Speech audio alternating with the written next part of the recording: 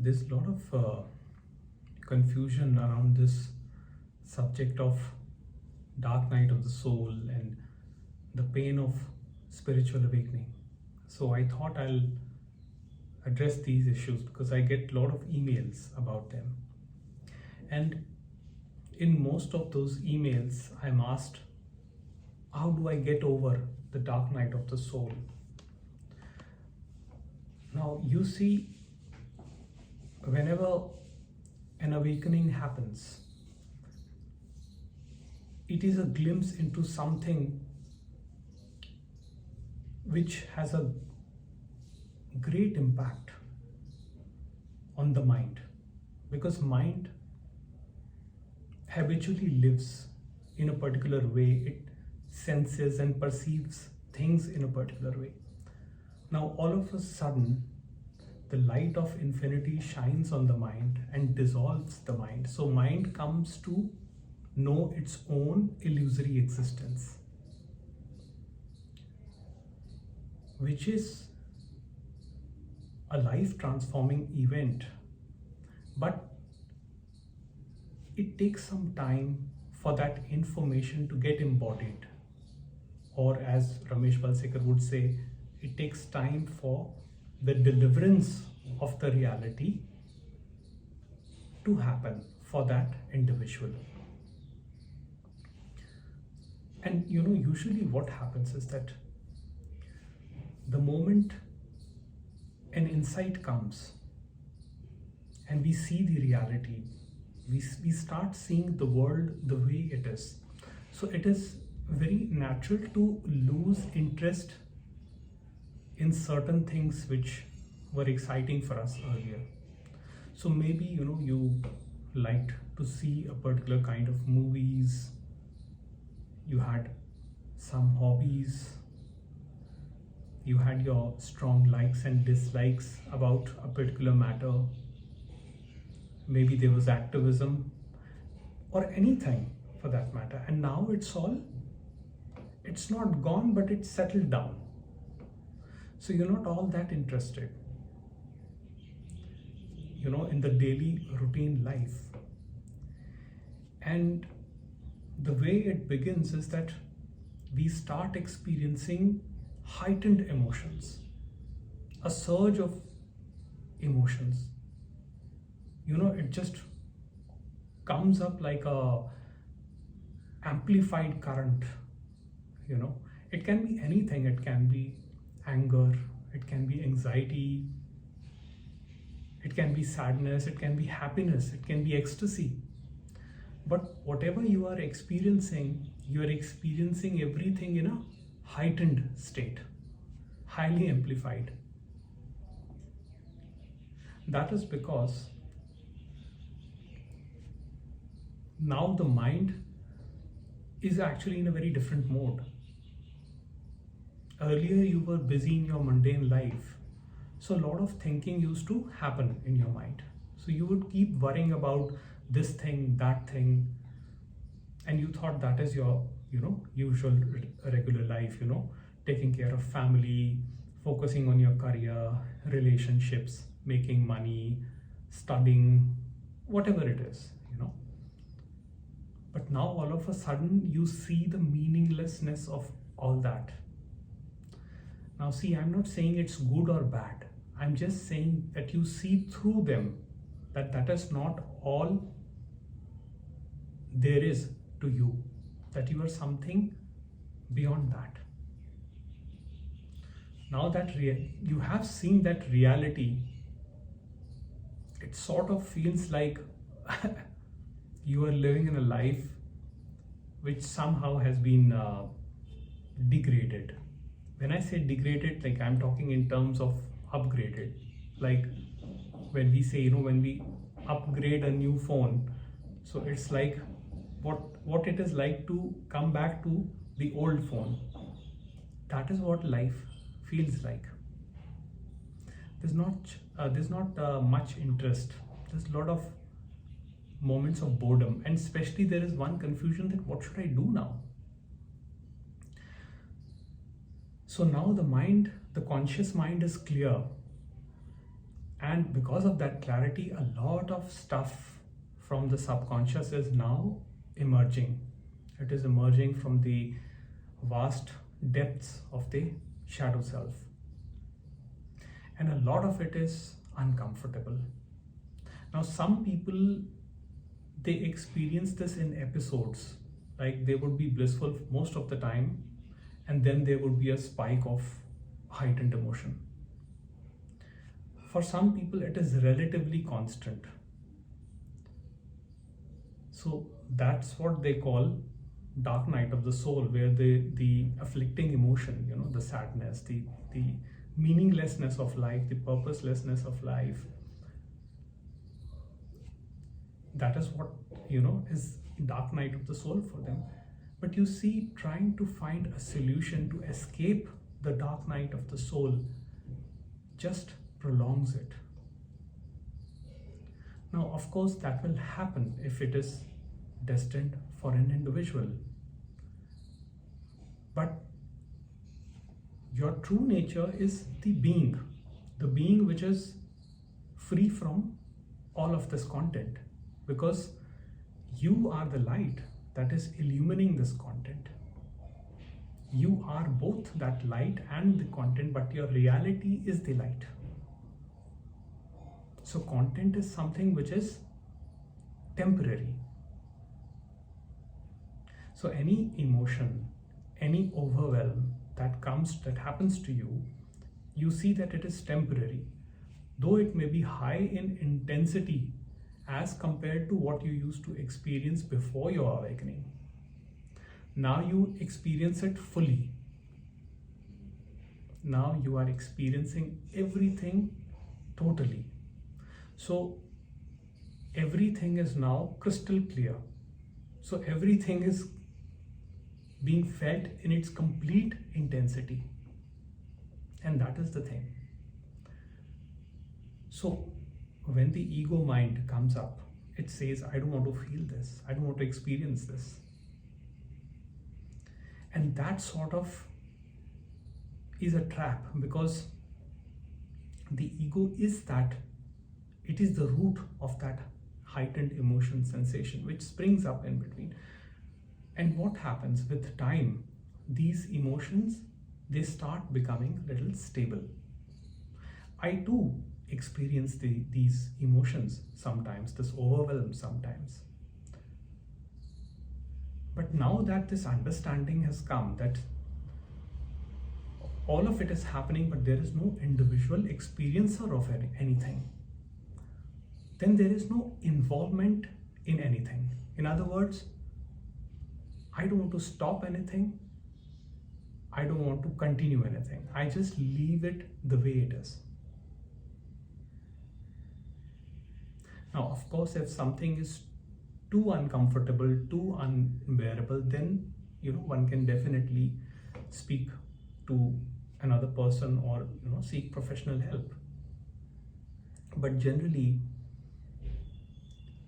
there is this underlying feeling of restlessness or sadness, and the ego is always trying to find a solution to that. So it says, what should I do? How should I end this? But that itself is continuing the whole thing, the whole process. I don't know if I'm making sense. This is very difficult to explain. You see, ego itself is not the problem. Having a stable, secure, healthy sense of self is what is meant by the dissolution of ego. The ego is the movement which says, let me change things by doing this, by doing that. Let me avoid this, let me attract this. So attraction, aversion, indifference, all that is the game of the ego mind. But the healthy sense of self is a very natural, is a very subtle feeling. Even Ramana Maharishi, while he said that self is all there is, by self he meant the self with the capital S, the pure awareness. But it is not that he did not have an ego. He did have an ego, because when someone called his name, he would turn and respond. And this was very beautifully explained by Ramesh Balsekar, that even the sage has an ego. Everybody has an ego. But that ego is not the problem, because in the case of the sage, the ego is in its very natural and peaceful state. So it is not trying to draw attention to itself. It is simply operating in daily living. If we destroy the ego or try to kill the ego, then we cannot have a life.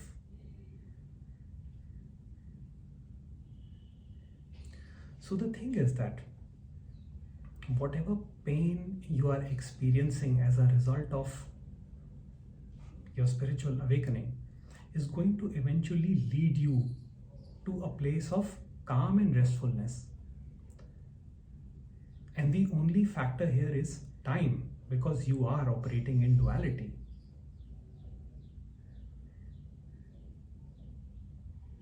So it is according to God's will how much time an individual will take.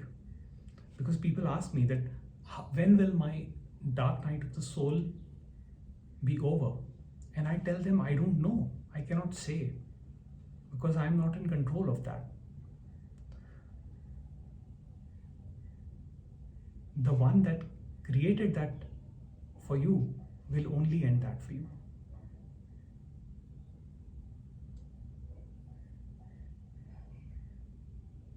So it is natural to, it is natural to feel that boredom, that sense of lack during the dark night of the soul after spiritual awakening. And in that process, we tend to lose out on people also, because then your energy does not resonate with other people. All of a sudden you find that you don't enjoy their company anymore. Earlier that subject may have fascinated you a lot, but now you don't find it interesting. You don't like watching those TV programs or maybe those reality shows, because somewhere deep you know that there is nothing real about them. For you have seen, you have glimpsed the ultimate reality. Now you don't need fake reality. You see the paleness of what is being shown to you. You have had a taste of your being, which is the purest form of awareness. Then the content is not all that relevant once you have seen that purity.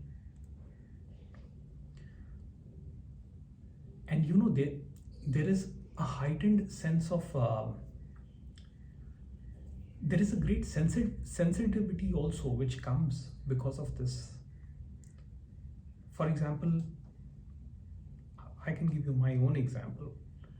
Like earlier, I would not, I would be okay with noise, because I would commute from my home to my office, and Indian traffic, how noisy it is. Traffic jams, people blowing horns, impatience. In India, it's very common, blowing horn. Now, earlier, it never used to bother me. But now, I go on the road and even one horn, it like, it really shakes me. So I experience a heightened sensitivity to things. Now again, it is not that I'm blaming people for being that way. So it is not that if somebody blows a horn behind my back that I will turn around and use cuss words or something like that. Because I know that it is coming from the source. Yes, I might tell that person to, take it slow, take it easy. But I will not blame or condemn that person for that action, because I know that it is not that he or she did that action to annoy me. Everything is a happening. And the dark night of the soul is also a happening.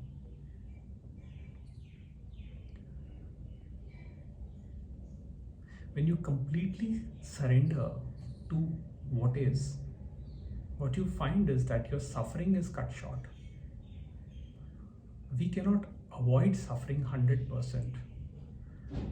Whenever we try to avoid suffering, we actually end up perpetuating it more and more. When we completely surrender and fully suffer, it is actually then that our suffering gets eliminated. No matter how overwhelming a feeling is or an emotion is, it always goes. It comes up, it plays, it goes away. And that is not the problem. The problem is the dialogue which comes afterwards, which says that I shouldn't have done like this, I shouldn't have felt this. God does not love me. Why is He creating so much trouble within me? Those endless dialogues of the mind, they are of the ego mind.